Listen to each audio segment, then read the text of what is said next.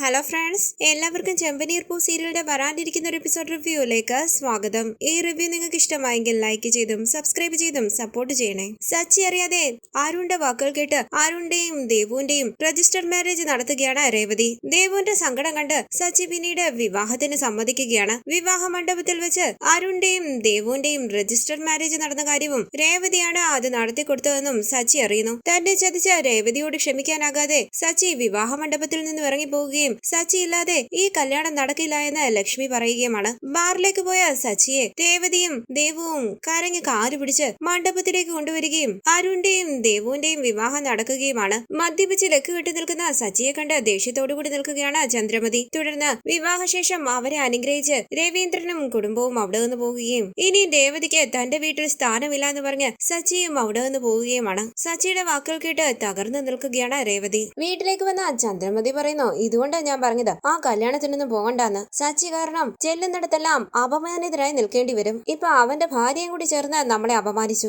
ശ്രുതി പറയുകയാണ്, എന്തെങ്കിലും ഒരു ഫംഗ്ഷൻ നടന്നാൽ കുടിച്ചിട്ട് വന്ന് മറ്റുള്ളവരെ നാണം കെടുത്തും. അവൻ എന്റെ അനിയനാണെന്ന് പറയാൻ എനിക്ക് നാണക്കേട് തോന്നുവാ അച്ഛാ. ഇനി അവനെ വീട്ടിൽ കയറ്റരുത് അച്ഛാ, ഇറങ്ങി പോകാൻ പറഞ്ഞോണം. ഇത് കേട്ട് രവീന്ദ്രൻ പറയുന്നു, ഇരിക്കട അവിടെ. അപ്പൊ ചന്ദ്രമതി പറയുകയാണ്, അവൻ എന്റെ മകനാണെന്ന് പറയാൻ എനിക്ക് തന്നെ നാണക്കേട് തോന്നുവാ. അപ്പൊ രവീന്ദ്രൻ പറയുകയാണ്, നീ എന്നാണ് സച്ചി മകനാണെന്ന് പറഞ്ഞിട്ടുള്ളത്? അതാദ്യം പറ. അവൻ ഇങ്ങനെയാകാൻ നീയാ കാരണം. ഇത് കേട്ട് ചന്ദ്രമതി ചോദിക്കാണ്, എന്ത്?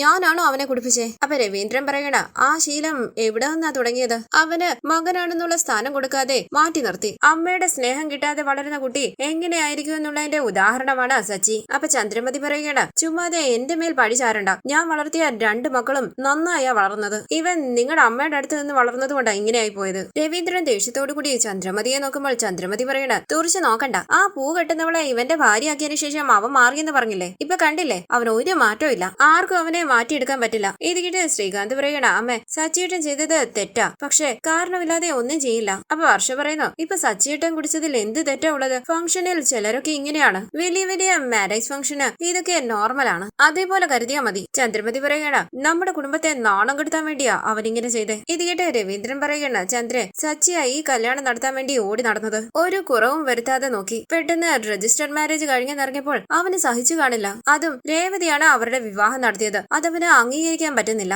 ഈ സമയം മദ്യപിച്ച് ലക്ക് കെട്ട സച്ചി അവിടേക്ക് വരികയാണ്. എല്ലാവരും ഇവിടെ എത്തിയോ? അച്ഛാ, എന്നെ വഴക്ക് പറ. അച്ഛ, എന്നെ ഒന്ന് വഴക്ക് പറയാനാ പറഞ്ഞത്. എന്നെ വഴക്ക് പറയില്ലേ? എന്റെ അമ്മ എന്നെ നന്നായി വഴക്ക് പറയും, അതാ എനിക്കിഷ്ടം. അങ്ങനെ ചന്ദ്രമതിയുടെ അരികിലേക്ക് ചെന്നിരുന്ന് സച്ചി പറയുന്നു, അമ്മേ എന്നെ വഴക്ക് പറ, നന്നായി വഴക്ക് പറ. അങ്ങനെ സച്ചി ചന്ദ്രമതിയുടെ കൈയിലേക്ക് പിടിക്കുമ്പോൾ എന്റെ കൈ വിടടാന്ന് പറഞ്ഞ് കൈ തട്ടിമാറ്റി ദേഷ്യത്തോടുകൂടി മുഖം തിരിക്കുകയാണ് ചന്ദ്ര. സുധിയുടെ അരികിലേക്ക് ചെന്ന് സച്ചി പറയുന്നു, നീ എന്നെ വഴക്ക് പറയടാ. നീ എപ്പോഴും എന്നെ വഴക്ക് പറയുന്ന ആളല്ലേ, ഇപ്പോഴും എന്നെ വഴക്ക് പറ. ഒന്ന് പോടാന്ന് സുധി പറയുമ്പോൾ സച്ചി പറയട, നിങ്ങൾ ആരും എന്നെ വഴക്ക് പറയില്ലേ? വീട്ടിലുള്ള എല്ലാവരും എന്നെ വഴക്ക് പറയുമെന്ന് വിചാരിച്ചാ ഞാൻ വന്നത്. എന്നെ നിങ്ങൾ ചതിച്ചല്ലോ. എന്റെ ഭാര്യ എന്നെ ചതിച്ചു, നിങ്ങളും എന്നെ ചതിച്ചു. ആരെങ്കിലും എന്നെ വഴക്ക് പറ. ആരും വഴക്ക് പറയുന്നില്ല. മനസ്സിലായി, ചെറിയ ദേഷ്യമാണെങ്കിലല്ലേ വഴക്ക് പറയും. ഇപ്പൊ എന്നോട് ഒരുപാട് ദേഷ്യമുണ്ടല്ലോ നിങ്ങൾക്ക് എല്ലാവർക്കും. അപ്പം മൗനമായിരിക്കും. അച്ഛാ, എന്റെ സ്ഥാനത്ത് നിന്ന് ചിന്തിച്ചാലേ എന്റെ ദേഷ്യവും എന്റെ വേദനയെല്ലാം മനസ്സിലാകും. എന്നോടൊരു വാക്ക് പോലും പറയാതെ രേവതി ദേവുവിന്റെ കല്യാണം നടത്തിയച്ചാ. അവൾ അങ്ങനെ ചെയ്തത് ശരിയാണോ? എങ്ങനെ തോന്നി അവൾക്ക് അങ്ങനെ ചെയ്യാൻ? മണ്ഡപത്തിൽ എനിക്ക് വലിയ നാണക്കേടായിപ്പോയി. ഇത് കേട്ട് സുധി പറയണ,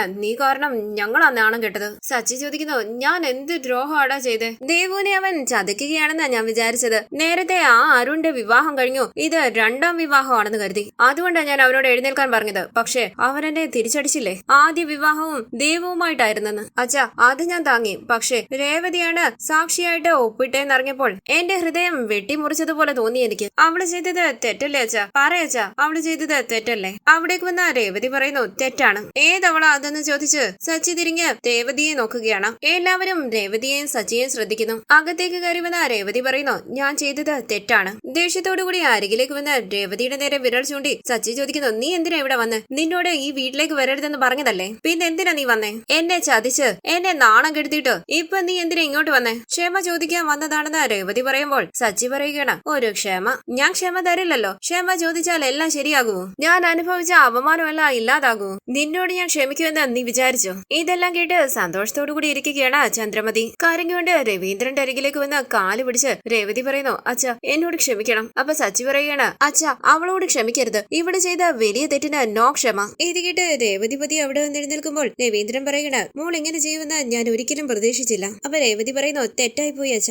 ദേവു അരുണിനെ സ്നേഹിച്ചു. അരുണിനെ അല്ലാതെ വേറെ ആരെയും വിവാഹം കഴിക്കില്ല എന്ന് പറയുന്നു. സച്ചിയേട്ടനും കല്യാണത്തിന് സമ്മതിക്കാതിരുന്നു. അപ്പൊ രവീന്ദ്രൻ പറയുകയാണ്, സച്ചി ഇപ്പൊ സമ്മതിച്ചല്ലോ, കുറച്ചുനാള് കാത്തിരിക്കാമായിരുന്നു. അങ്ങനെ പറയാച്ചാന്ന് സച്ചി പറയുമ്പോൾ രേവതി പറയാണ്, അച്ഛാ അരുണിന്റെ അമ്മ വേറെ പെണ്ണ് നോക്കാൻ തുടങ്ങി. അരുണ് ഒരുപാട് തെറ്റ് ചെയ്തിട്ടുണ്ട്. സച്ചിയേട്ടന്റെ ലൈസൻസ് ക്യാൻസൽ ചെയ്തു. അയാൾ മനഃപൂർവ്വം ചെയ്തതാ.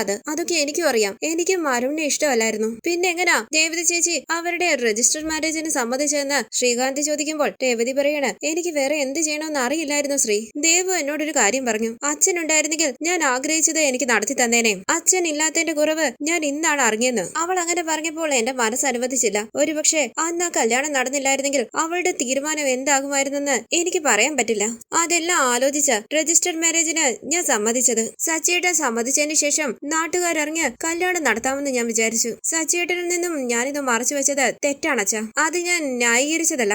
ഇപ്പോഴും എനിക്ക് ആ കുറ്റബോധമുണ്ട്. എന്റെ അവസ്ഥ അച്ഛനെങ്കിലും മനസ്സിലാക്കുമെന്ന് വിചാരിക്കുന്നു. ദേഷ്യത്തോടുകൂടി ചന്ദ്രമതി പറയാണ്, ഇപ്പം നീ ചെയ്ത തെറ്റ് ന്യായീകരിക്കുകയാണ് നീ. ആരും അറിയാതെ, അതും നിന്റെ ഭർത്താവ് പോലും അറിയാതെ നിന്റെ അനിയത്തിയുടെ കല്യാണം നടത്തി. അവൻ നിന്റെ കുടുംബത്തെ തലയിൽ കൊണ്ട് നടക്കുകയല്ലായിരുന്നു. നിന്റെ ആങ്ങളയ്ക്ക് വേണ്ടതെല്ലാം ചെയ്തു കൊടുക്കുന്നു. നിന്റെ അനിയത്തിയുടെ കല്യാണത്തിന് അതും ഇതും എല്ലാം വാങ്ങി. എന്നിട്ട് നീ അവരോട് ചെയ്തത് ദ്രോഹമല്ലേ? ഇത് കേട്ട വർഷ ചോദിക്കാണ്, ഇതെന്താ സച്ചിയേട്ടനെ സപ്പോർട്ട് ചെയ്ത് സംസാരിക്കുന്നത്? ഇതുവരെ സച്ചിയേട്ടനെ കുറ്റപ്പെടുത്തിയാണല്ലോ സംസാരിച്ചിരുന്നത്. അപ്പൊ ചന്ദ്രമതി പറയുകയാണ്, ഇത്രയും കാലവും ഇവിടെ കള്ളം പറയാൻ ഒരു പെരുങ്കളി ഉണ്ടായിരുന്നു. ശ്രുതി അവളെ കണ്ട് പഠിച്ചതാണെന്ന് തോന്നുന്നു. രേവതി നന്നായിട്ടുണ്ട്. അപ്പൊ വർഷ പറയുകയാണ്, രേവതി ചേച്ചി പറഞ്ഞില്ലേ ദേവു അരുണിനെ പിരിയാൻ പറ്റാത്ത രീതിയിൽ സ്നേഹിച്ചെന്ന്. സച്ചിയേട്ടനെ സമ്മതിക്കുന്നില്ല. പിന്നെ രേവതി ചേച്ചി എന്ത് ചെയ്യും? ഇത് കേട്ട് ശ്രുതി പറയുകയാണ്, ശ്രീയും നീയും ഒളിച്ചോടി പോയി കല്യാണം കഴിച്ചവരല്ലേ, അതുകൊണ്ടാണ് നീ ഈ കള്ളക്കല്യാണത്തിന് സപ്പോർട്ട് ചെയ്യുന്നത്. ഇത് കേട്ട് ശ്രീകാന്ത് പറയുകയാണ്, ഞങ്ങൾ കല്യാണം കഴിക്കാൻ വേണ്ടിയാണ് ഒളിച്ചോടി പോയത്, അല്ലാതെ കല്യാണ പെണ്ണിനെ ചതിച്ചിട്ട് കാശുമായിട്ട് മുങ്ങിയൊന്നുമില്ല. എന്താണ് പറയുന്നത് ചോദിച്ച് ശ്രുതി ശ്രീയുടെ അരികിലേക്ക് വരുമ്പോൾ ശ്രീയും ദേഷ്യത്തോടുകൂടി ശ്രുതിയുടെ നേരെ വരികയാണ്. രവീന്ദ്രൻ പറയുന്നു, മാറി നിൽക്കട അങ്ങോട്ട്. ഇത് കേട്ട് ശ്രുതിയും ശ്രീയും മാറി നിൽക്കുകയാണ്. ശ്രുതി പറയുന്നു, ശ്രുതി ചെയ്തത് വലിയ തെറ്റായിട്ട് ഇവിടെ പറഞ്ഞില്ലേ, ഇപ്പൊ രേവതിയും അത് തന്നെയല്ലേ ചെയ്തേ? കള്ളം പറഞ്ഞ് സത്യം മറച്ചു വെക്കുന്നതെല്ലാം ഒരേപോലെ തന്നെയാ. കരഞ്ഞോണ്ട് രേവതി പറയുന്നു, അച്ഛാ ഞാൻ ചെയ്തത് തെറ്റല്ല എന്നല്ല ഞാൻ പറഞ്ഞത്, പക്ഷെ ഏത് സാഹചര്യത്തിലാണ് എനിക്ക് അങ്ങനെ ചെയ്യേണ്ടി വന്നേന്നാ ഞാൻ പറഞ്ഞത്. എന്നെ ആര് മനസ്സിലാക്കിയില്ലെങ്കിലും അച്ഛൻ എന്നെ മനസ്സിലാക്കുമല്ലോ. ഇത് കേട്ട് രവീന്ദ്രൻ ഒന്നും മിണ്ടാതെ ഇരിക്കുമ്പോൾ സച്ചി പറയണ, അച്ഛൻ നല്ലവനാ, തെറ്റ് ചെയ്തവരോടെല്ലാം ക്ഷമിക്കും. പക്ഷെ എനിക്ക് അത്രയ്ക്ക് വലിയ മനസ്സില്ല, എനിക്ക് ക്ഷമിക്കാൻ പറ്റില്ല. നീ ചെയ്തത് ഞാൻ ഒരിക്കലും മറക്കില്ല, ക്ഷമിക്കില്ല. നിന്നെ ഞാൻ ഇനി ഒരിക്കലും എന്റെ ഭാര്യയായി അംഗീകരിക്കുകയില്ല. ഇത് കേട്ട് രേവതി കരയുമ്പോൾ ചന്ദ്രമതി പറയണ, എങ്ങനെ ഭാര്യയായിട്ട് അംഗീകരിക്കാനാ? വിവാഹ മണ്ഡപത്തില് ഇവനാണല്ലോ എല്ലാവരുടെയും മുന്നിൽ നാണം കെട്ടത്. ഭർത്താവ് അറിയാതെ ഇങ്ങനെയൊക്കെ ചെയ്തെന്ന് നാട്ടുകാരെല്ലാവരും പറഞ്ഞു. അപ്പൊ ശ്രുതി പറയണ, അതെ അമ്മേ, ഇവൻ ആ കുടുംബത്തിന് വേണ്ടി എന്തൊക്കെ ചെയ്യുന്നു. ഇവനൊരു സാധാരണ ഡ്രൈവർ അല്ലേ, അരുണിന് ഗവൺമെന്റ് ജോബ് അല്ലേ ഉള്ളത്, അതുകൊണ്ടാ അവനെ അംഗീകരിച്ച് ഇവനെ അവർ ഒതുക്കിയത്. ഇത് കേട്ട് സച്ചി എന്ന് നോക്കിട്ട് രേവതി പറയുന്നു, ആരും സച്ചിയേട്ടനെ ഒതുക്കി നിർത്തിയിട്ടില്ല. വെറുതെ ഓരോന്ന് സങ്കല്പിച്ചുണ്ടാക്കി പറയരുത്. സച്ചിയേട്ടൻ മണ്ഡപത്തിലേക്ക് വന്നാലേ കല്യാണം നടക്കുമെന്ന് പറഞ്ഞ് അമ്മയും ദേവുവും എല്ലാം കാത്തു നിന്നില്ലേ. ഞങ്ങൾ ഒരിക്കലും സച്ചിയേട്ടനെ ഒതുക്കില്ല. ഞങ്ങളുടെ കുടുംബത്തിന്റെ എല്ലാം സച്ചിയേട്ടനാ. ആവശ്യമില്ലാതെ ഓരോന്ന് പറയരുത്. വർഷ ചോദിക്കുന്നു, ഇപ്പൊ ഇവിടെ എന്ത് തെറ്റാ ചെയ്തത്? പ്രണയിച്ച രണ്ടുപേരെ ഒന്നിപ്പിച്ചു, അതിൽ എന്ത് തെറ്റാ ഉള്ളേ? അപ്പൊ ചന്ദ്രമതി പറയണ, നിങ്ങൾ രണ്ടുപേരും ഒളിച്ചോടി പോയപ്പോൾ ഇവളാണല്ലോ നിങ്ങളുടെ കല്യാണം നടത്തിയത്. ഇപ്പൊ ഈ കല്യാണവും അങ്ങനെ നടത്തി. കൂടുതൽ സംസാരിക്കാൻ നിൽക്കാതെ നീ നിന്റെ ജോലി നോക്കിപ്പോ വർഷേ. ശ്രീകാന്ത് പറയുന്നു, അമ്മേ, രേവതി ചേച്ചി അല്ല ഞങ്ങളുടെ കല്യാണം നടത്തി തന്നത്. അത് ഞാൻ പലതവണ പറഞ്ഞു. ഇപ്പം രേവതി ചേച്ചി അനിയത്തിയുടെ ജീവിതം നന്നായി വരാൻ വേണ്ടി എങ്ങനെ ചെയ്തേ? അതൊരു തെറ്റാണെന്ന് പറയാൻ പറ്റില്ലല്ലോ. അപ്പൊ സച്ചി പറയുന്നു, നിർത്തുന്നുണ്ടോ? ഓൾ സ്റ്റോപ്പ്, നിർത്ത്. ഈ കാര്യത്തിൽ ആരും തലയിടണ്ട. ഇത് എന്റെ ഭാര്യയുടെയും പ്രശ്നമാ. അവള് ചെയ്തത് വലിയ തെറ്റാ. ഇത് കേട്ട് രവീന്ദ്രൻ സച്ചിന്ന് വിളിക്കുമ്പോൾ രേവതി പറയുന്നു, സാരമില്ലച്ചാ, ഇപ്പോഴും സച്ചിയേട്ടൻ ഞാൻ ഭാര്യയാണെന്നല്ലേ പറഞ്ഞു. മുഴുവനായിട്ട് എന്നെ വെറുത്തിട്ടില്ല. അതൊരു സന്തോഷമുള്ള കാര്യമല്ലേ? ഇത് കേട്ട് സച്ചി പറയുന്നു, ഓ കൊള്ളാം, നീ നന്നായി സംസാരിക്കുന്നുണ്ട്. പക്ഷേ നിന്നോട് ഞാൻ ക്ഷമിക്കില്ല. നീ പോകാൻ നോക്ക്, ഇറങ്ങിപ്പോടി. ഇത് കേട്ട് ശ്രീകാന്തും വർഷയും സച്ചിയേട്ടാന്ന് വിളിക്കുമ്പോൾ രവീന്ദ്രൻ ചോദിക്കുന്നു, എടാ നീ എന്തായി പറയുന്നേ? അവൾ ഒരു തെറ്റ് ചെയ്തു, അതിന്റെ കാരണവും പറഞ്ഞല്ലോ. ഇപ്പൊ ദേവുവിന്റെയും അരുണിന്റെയും കല്യാണം നടന്നല്ലോ, പിന്നെന്താ വിട്ടുകളഞ്ഞേര്. അവിടേക്ക് ഇരുന്ന് സച്ചി പറയുന്നു, ഇല്ലച്ചാ, നാട്ടുകാരറിയെ കല്യാണം നടന്നു കാണും. പക്ഷെ എന്നെ ചതിച്ച് ഇവൾ അവരുടെ കല്യാണം നടത്തി കൊടുത്തില്ലേ? അന്ന് ഞാൻ രജിസ്റ്റർ ഓഫീസിൽ പോയതാണച്ചാ, എന്റെ ഫ്രണ്ടിന്റെ ആവശ്യത്തിന് പോയതാ. അപ്പൊ ഞാൻ ഇവളെ അവിടെ വെച്ച് കണ്ടു. ആ അരുണിനെയും കണ്ടായിരുന്നു. ഞാൻ അപ്പൊ പോലും ഇവൾ അങ്ങനെ ചെയ്തു കാണുമെന്ന് വിചാരിച്ചതേയില്ല.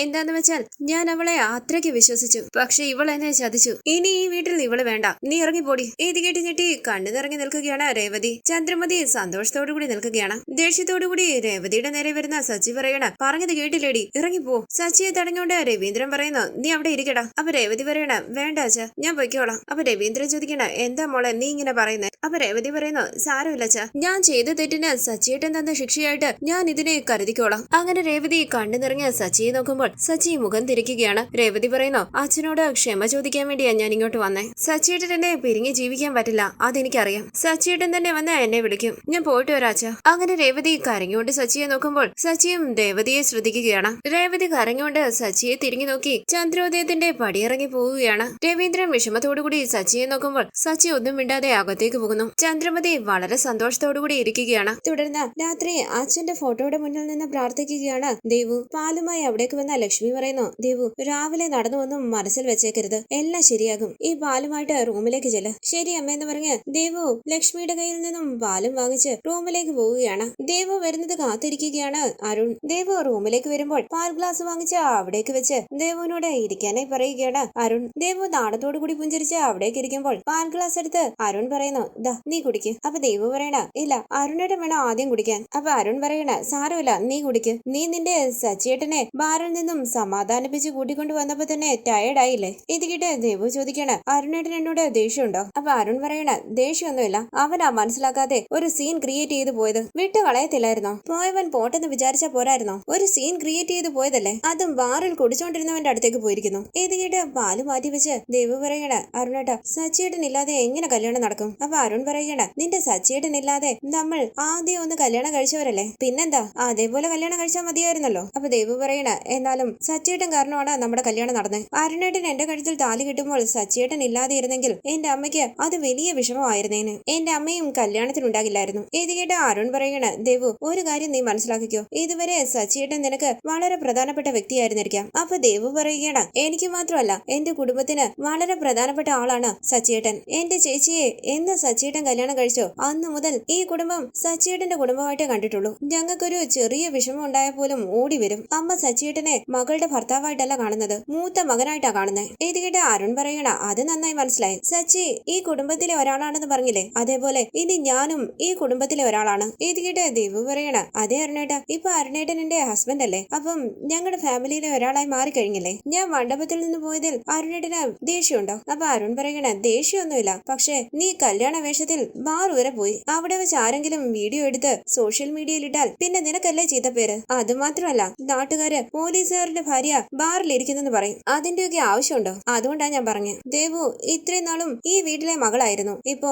അരുണിന്റെ വൈഫാണ്, ഒരു പോലീസുകാരന്റെ ഭാര്യ. ആ ഉത്തരവാദിത്വം നിനക്ക് എപ്പോഴും വേണം, എന്ത് ചെയ്യുമ്പോഴും ആ ഓർമ്മ വേണം. അപ്പൊ ദേവു പറയണ, എനിക്ക് മനസ്സിലാവുന്നുണ്ട്, പക്ഷെ നമ്മള് അമ്മയും സച്ചിയേട്ടനും ഒന്നും അറിയാതെയല്ലേ രജിസ്റ്റർ മാരേജ് ചെയ്തത്. ആ സത്യം അറിഞ്ഞപ്പോൾ സച്ചിയേട്ടൻ ഒരുപാട് വിഷമിച്ചു കാണും. സച്ചിയേട്ടനെ എങ്ങനെയെങ്കിലും സമാധാനിപ്പിച്ച് കൂട്ടിക്കൊണ്ടുവരാനല്ലേ പോയത്. ഇത് കേട്ട് അരുൺ പറയുകയാണ്, നീ നിന്റെ സച്ചിയേട്ടന് ഇമ്പോർട്ടൻസ് കൊടുക്കുന്നതൊക്കെ എനിക്ക് മനസ്സിലാവുന്നുണ്ട്, പക്ഷെ അവനത് ശരിക്കും മനസ്സിലാവുന്നില്ലല്ലോ. നിങ്ങൾ എല്ലാവരും അവൻ പറയുന്നത് കേൾക്കുന്നത് കൊണ്ട് അവൻ കുറച്ച് ഓവറാണ്. പാവം നിന്റെ ചേച്ചി എങ്ങനെ അഡ്ജസ്റ്റ് ചെയ്ത് ജീവിക്കുന്നു എന്തോ. നിന്റെ ചേച്ചിക്ക് നല്ലൊരു ജീവിതം ഉണ്ടാക്കി കൊടുക്കണം. ഇത് കേട്ട് ദേവു ചോദിക്കാണ്, എന്തിന്? എന്റെ ചേച്ചി ഇപ്പോഴും നന്നായാ ജീവിക്കുന്നത്, ചേച്ചിക്ക് ഒരു കുറവും വരുത്താതെ നന്നായാ സച്ചിയേട്ടൻ നോക്കുന്നത്. അപ്പൊ അരുൺ പറയുകയാണ്, നിന്റെ സച്ചിയേട്ടന് ഒരുപാട് ദുശീലങ്ങളുണ്ടല്ലോ, അത് ഇങ്ങനെ തന്നെ മുന്നോട്ട് പോയാൽ നിന്റെ ചേച്ചിയുടെ ജീവിതം എന്താകും? ആ ദുശീലങ്ങളൊക്കെ മാറ്റിയെടുക്കണ്ടേ, അതിനെക്കുറിച്ചാ ഞാൻ പറഞ്ഞു. അപ്പൊ ദേവു പറയണ, രേവതി ചേച്ചിയെ കല്യാണം കഴിച്ചതിന് ശേഷം സച്ചിയേട്ടൻ ഒരുപാട് കുടിക്കാറില്ല, ഇന്ന് മനസ്സ് തകർന്നത് കൊണ്ടാ ഇത്രയും മദ്യപിച്ചത്, അല്ലാതെ നോക്കിയാൽ സച്ചിയേട്ടൻ